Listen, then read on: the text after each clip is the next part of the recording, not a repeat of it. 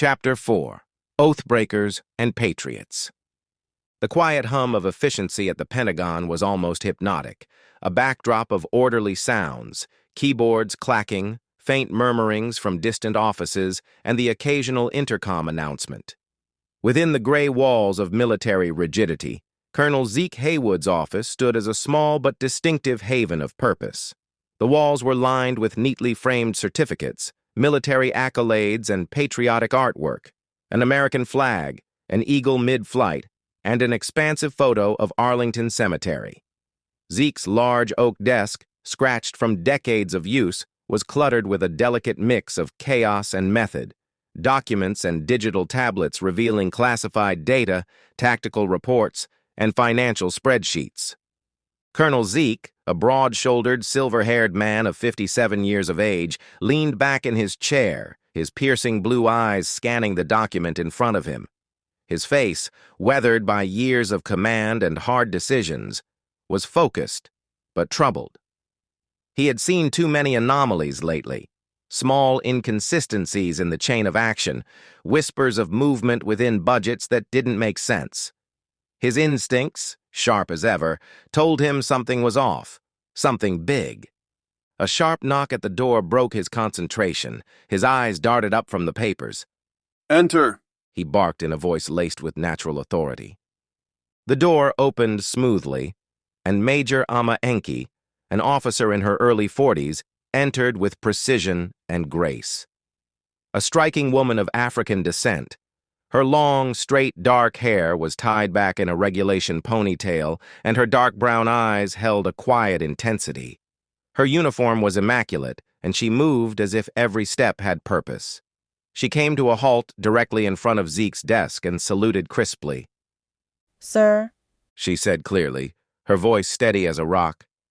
"Major Amma Enki reports as ordered."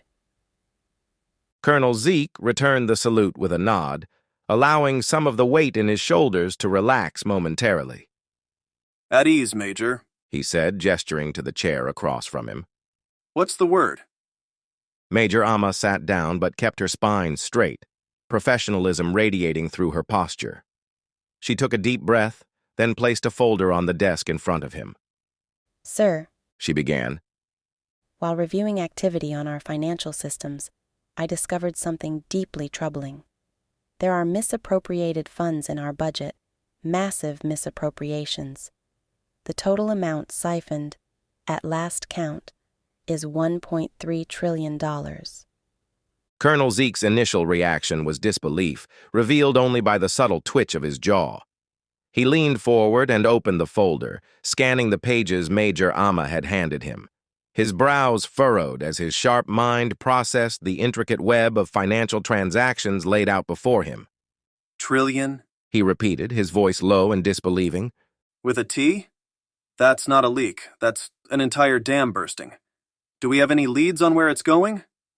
Major Amma nodded, her seriousness deepening. "Yes, sir. From what I've traced, the funds are being funneled through a maze of shell corporations. Many of the transactions indicate connections to foreign accounts, some tied to high-risk entities. It looks like a coordinated effort to launder the money and bury the trail." Colonel Zeke leaned back in his chair, his fingers steepled thoughtfully under his chin. His sharp eyes flicked back to Major Amma, and his voice dropped into the tone of a seasoned officer who had seen far too many betrayals in his lifetime. "This isn't just troubling," he said darkly. "This is treason." "Yes, sir." Major Amma agreed. "We have to act quickly. If we let this slide under the radar, it could compromise everything, our military readiness, our credibility, and beyond. We need to take this to General Berg at once." Colonel Zeke nodded grimly, straightening his back. "You're right, let's move." A few minutes later, both officers stood outside the office of General Ralph Berg, one of the Pentagon's top-ranking officials. Berg was an imposing man in his early 50s, with short, dark hair brushed neatly to the side and piercing green eyes. His expression always carried a smugness that suggested he knew things others didn't. When a brusque "come in" sounded in response to their knock, Colonel Zeke pushed the heavy door open. General Berg sat behind a glossy black desk, tapping away on his keyboard. The office was Spartan but intimidating, with a giant map of the world mounted on the wall behind him. Red pins dotted every major continent. Colonel Zeke and Major Amma entered and saluted in unison. Berg returned the salute half-heartedly and gestured for them to speak. "What brings you two here?" he asked, his tone curious but nonchalant. "You're looking a bit grave." Colonel Zeke stepped forward, his posture rigid and voice steady. Sir, we've uncovered some serious financial discrepancies in the budget. $1.3 trillion appears to have been siphoned off and funneled through shell corporations, tied to foreign accounts. There was a beat of silence as General Berg leaned back in his chair. To their shock, a slow, almost amused smile spread across his face. $1.3 trillion? General Berg said, his tone light, almost mocking. Well, isn't that a tidy sum? Major Amma's brows shot up in disbelief. Sir, this is no laughing matter. This could be corruption at the highest levels of our chain of command. General Berg's expression changed instantly. Any hint of amicability dropped like a mask falling away, revealing cold, calculated arrogance underneath. He leaned forward, his eyes gleaming with something sinister. "Oh, I wouldn't call it corruption, Major," he said, his voice calm yet chilling. "I'd call it strategic alignment." Colonel Zeke's stomach dropped. Strategic alignment? He repeated slowly. General Berg nodded. You see, the $1.3 trillion wasn't stolen. It was redirected. Every cent is being put to good use, funding initiatives that will secure the future of the global order. What the hell does that mean? Major Amma whispered, appalled. It means, General Berg said, smiling coldly, that I've been personally overseeing this operation. It also means I've earned myself a seat at the table of the old world order.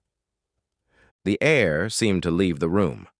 Colonel Zeke and Major Amma exchanged a glance, their disbelief mirrored in each other's faces.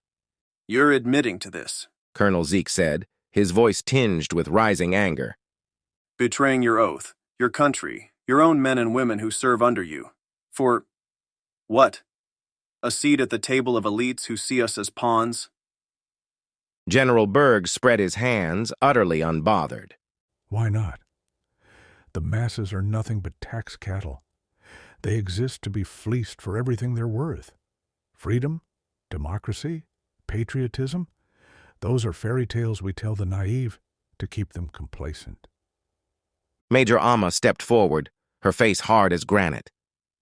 You realize what you're doing is treason, sir, against everything this country stands for. Treason. General Berg laughed coldly.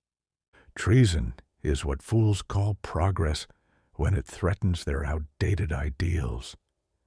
Major, wake up. You can either adapt or be crushed. Colonel Zeke's hands clenched into fists, his years of discipline barely holding him back. So that's how it is, he said through gritted teeth. You're asking us to sell out everything we swore to protect. The general leaned back smugly. Asking? No, Colonel. I'm offering. He gave them a calculating look. Here's the deal. $100 million for each of you. Immediate promotions to general. And, best of all, a guaranteed spot at the old world order's table in 3 years. All you have to do is fall in line. Major Amma's expression darkened, and she asked icily, And if we refuse? General Berg's smile thinned. Then your careers and your lives are over. Colonel Zeke took a step forward, his voice firm. You can take your blood money and shove it, He said, locking eyes with General Berg. I follow the Constitution, not you. Major Amma backed him up, her voice cold and unyielding. We'll die on our feet before we kneel at your table. For a moment, a flicker of irritation passed over the general's face. Then, with a sneer, he reached for his phone. Fine. He snapped, dialing a number. You've made your choice.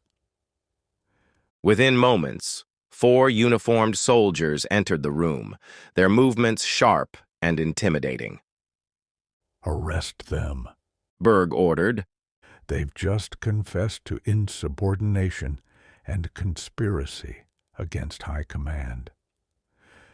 As they were handcuffed and led out of the office, Zeke's voice echoed back toward Berg, filled with righteous fury. This isn't over. You'll answer for this, Berg, one way or another. General Berg simply smirked, watching them go. Keep dreaming, Zeke boy. In the dim halls of the Pentagon, as Colonel Zeke and Major Amma were marched away, both officers knew their lives had changed forever, but their resolve remained unbroken.